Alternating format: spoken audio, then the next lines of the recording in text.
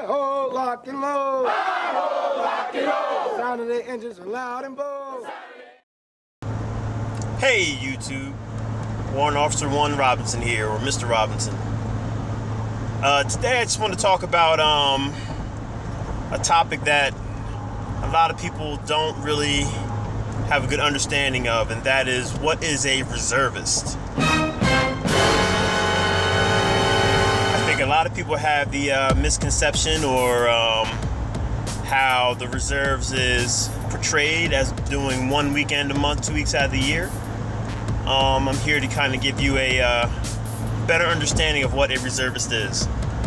As you can see right now, I'm wearing my civilian attire, just getting off work. And I have my drill weekends. But that's not fully what a reservist is. A reservist is a person, or what we call a citizen soldier. You do your military time part-time, so to speak. What I mean by part-time is you have your 1 weekend a month, 2 weeks out of the year, as stated in the recruiting posters and how it's portrayed. But it does tend to go a little further than that, and I'll explain. A reservist is a person who doesn't want to do full active duty military, that doesn't want to have the military life as their job 24/7. Someone who wants to serve their country in a time of need, or, just part-time.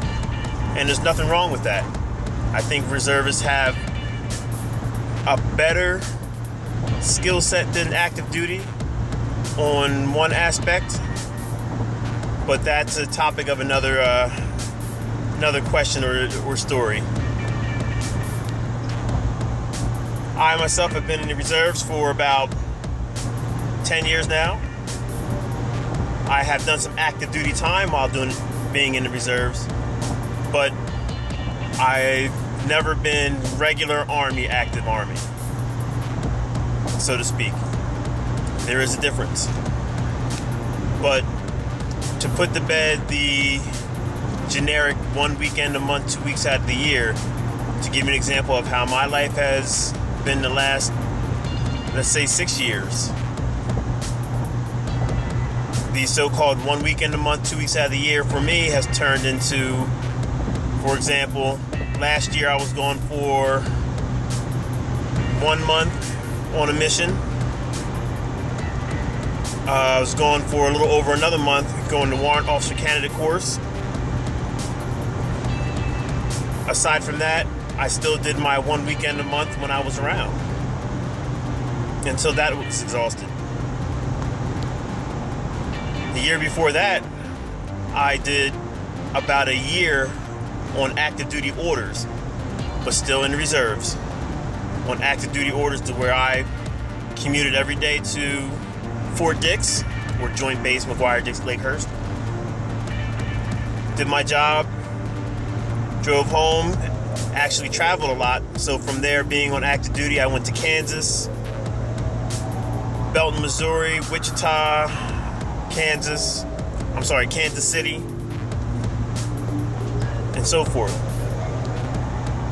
So as you see, just giving you a quick rundown on how my life has been the last couple of years, you can see that minimum requirement, and that's all that is, that 1 weekend a month, 2 weeks out of the year, is your minimum requirement. Your minimum requirement to have what we call a good year. A good year is a year that you meet that minimum requirement for your retirement points, up to 20 years or age 60.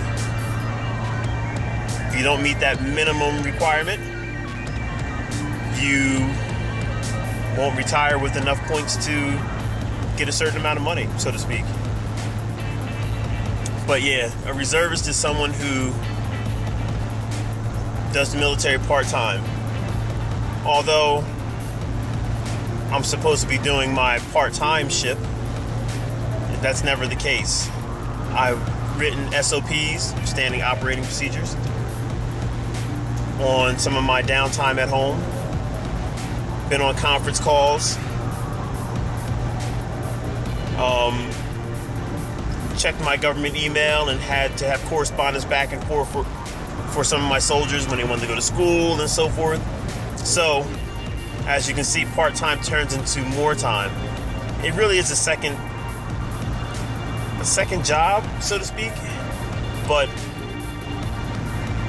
I'm not getting paid for that part of my job. The fulfillment I get is really from doing the good deeds and, helping out my soldiers. Now, is a reservist the same as, or does a reservist go through the same training as your active duty component? Yes and no. Both parts, or everyone will go through Army basic training, or majority will go through. I'd never been through basic training, but I originally come from the Marine Corps. Coming from the Marine Corps to the Army, I did not have to go through Army basic training.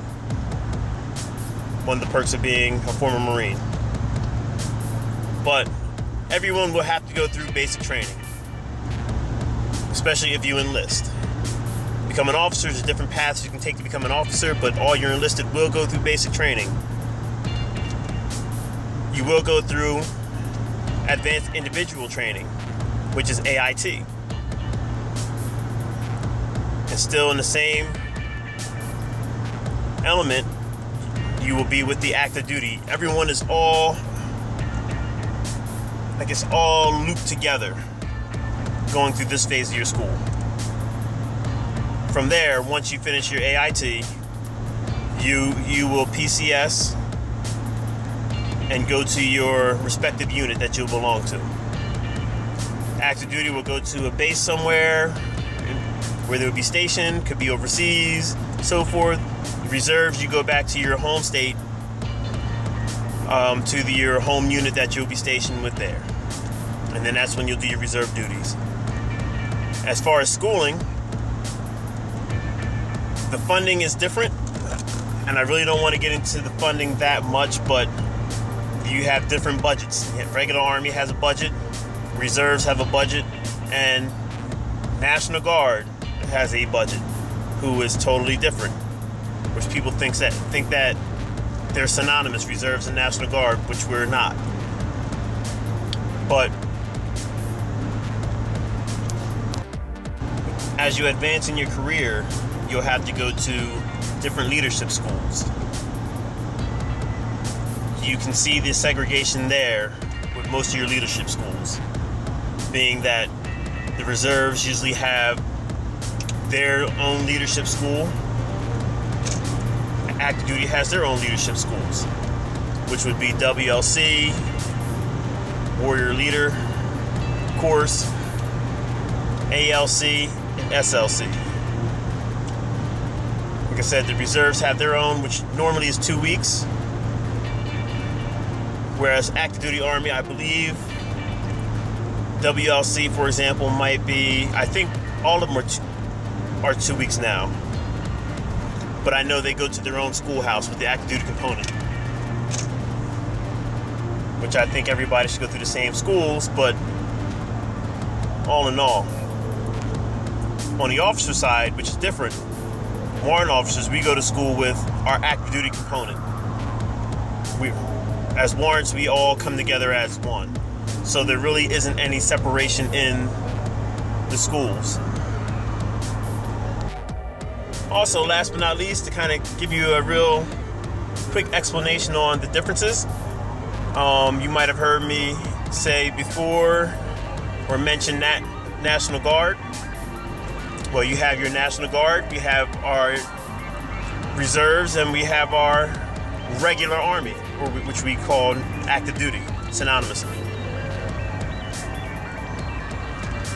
The National Guard is different from Reserves.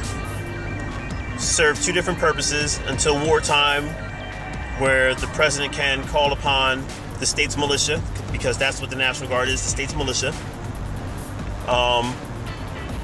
Can call upon the National Guard into wartime to be federalized. And then everyone, same thing as Reserves, we all become federal soldiers, hence Army soldiers, so to speak. But when not federalized, I think it's called Title 22 for them. When not federalized, their commander-in-chief National Guard, speaking about, their commander-in-chief is the governor of their state. Whereas me, as a reservist, and the same thing as the regular army, my commander-in-chief is the president of the United States at the time. So reason being that each state is allowed to have its own militia as written in the Constitution. And that's where the National Guard falls into place. Now, on the flip side, the reserves are pretty much combat support, whereas the National Guard carries the combat element. You have your strikers, most of your infantry brigades, so forth. But the reserves does not have infantry. Let me make that clear. So if you want to try to go infantry in the reserves, it's not going to happen. The closest thing you can come to infantry is become an MP. So that's pretty much my gist on the difference between what a reservist is and an active duty soldier and National Guard. But if you like this video, go ahead and hit that subscribe button. I mean, if you don't want to subscribe, at least be honest and give me a thumbs up. And I'll check out all your comments. You send me comments. I'm not here to bash anybody. I'm just here to give a little insight to people who don't know the difference. Because when I say to someone, yeah, I have my drill weekend, the first thing they say is, oh, you have your guard duty? No. And also when I do go on drill, I'm not marching around saying hut 2, 3, 4 all day, like you see in the cartoons. Yeah, that's the other misconception people have, is that you're running around all day, hut 2, 3, 4, hut 2. No. Everybody has a job. You get your job. You can be IT, you can be infantry, you can be an MP, you can be all that you can be in the Army. But as I digress, so if you like what you heard, go ahead and hit that thumbs up, give me that like, and go ahead and hit that subscribe button. And Mr. Robinson is signing out.